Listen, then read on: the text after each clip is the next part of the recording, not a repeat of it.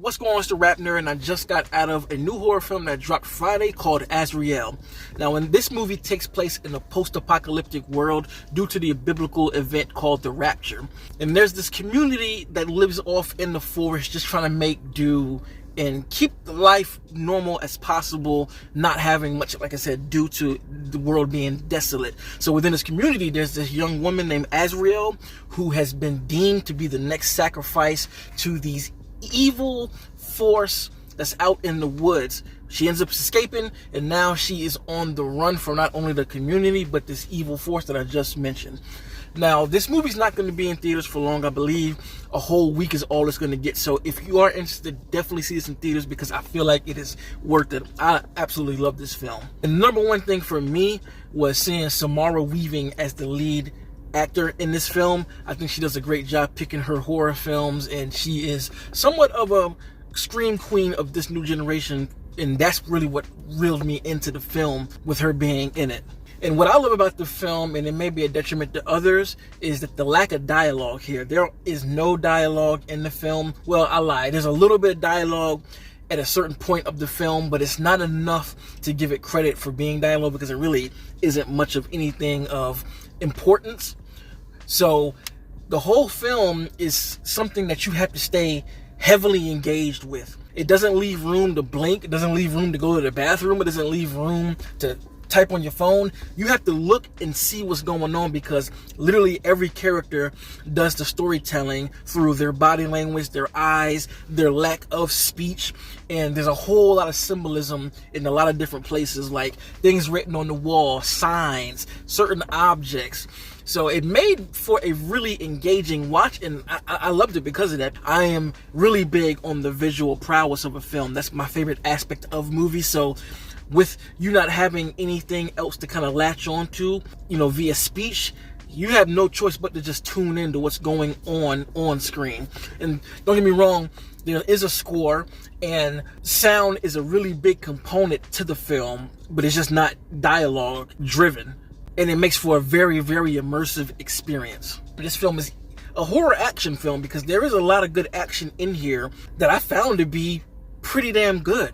The movie is very physical in the way that it expresses itself. And that's a given knowing that there's no dialogue in the movie. But yet again, Samara does her thing here. And I feel like these movies work really well for actors who have very expressive eyes. Samara has these big expressive eyes that allows her to wear a look without even saying or doing anything. Now, if you've seen the trailer, you know what I'm talking about, but if not, I'm not going to spoil it. But this outward evil that's in the forest is terrifying to me. I think the design here is absolutely scary, and the way this force is depicted, it's really, really odd and kind of makes my skin crawl in a lot of different ways. The way they are reminds me of another movie that I don't want to spoil, but it just felt like they plucked the horror elements from this movie and brought them on top of ground. And to me, that is frightening as hell because there are definitely moments in here that made me jump back and just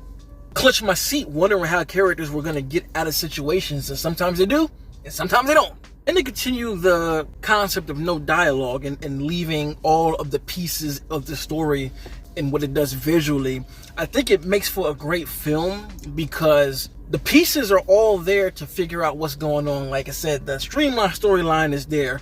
Azrael is being sacrificed. She escapes, and she's just on a cat and mouse chase the entire film. But as you get more and more into the story, it gives you extra pieces with the imagery as to why all of this is going on, especially the ending, the final shot, man. I would even say the last 2 to 3 minutes of the film just flip the whole film on its head to make you go like, what the hell is going on? That moment and the way it's handled literally flips the movie, and you can think about it from a different way, especially with the character's name and the title of the movie being Azrael and having to do with the rapture. There are a lot of different things that the end of the film expresses, especially one.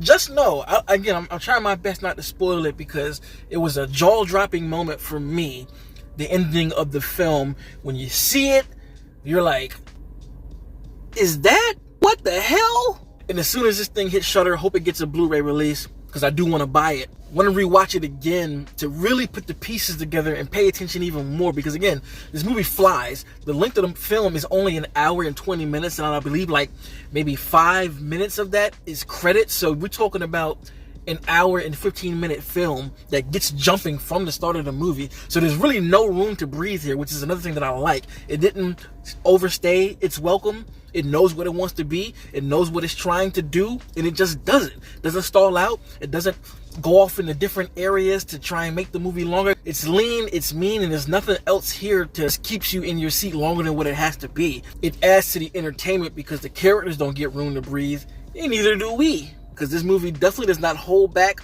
on the violence and the gore. Let's just say there's a particular type of kill that solidifies how hardcore a horror movie is, and it definitely does that. And you see that in all its bloody glory. And I said it before, not to skip by it, but the action aspect of this film works really well. There are a few great one-take action sequences, greatly choreographed and filmed. And that final act, shit just goes haywire, and I loved every moment of that. So I'm going to stop right there because I don't want to risk spoiling anything. Just know that Azrael is a good time. And if you are interested in it, definitely go to the theater and see it while it's there, because it's, like I said, it's worth it in a great way to kick off spooky season. I thoroughly enjoyed it and will be watching it again. So let me know in the comments if you've seen Azrael, what you think about it, like it, love it, didn't, whatever it is, but keep it non-spoiler. And if you like this sort of content, please like and subscribe. And if you already are subscribed, thank you. And until next time, peace. RapNerd Productions, no capping, that's word to mommy. Instead of banking on it, now rapping is just a hobby.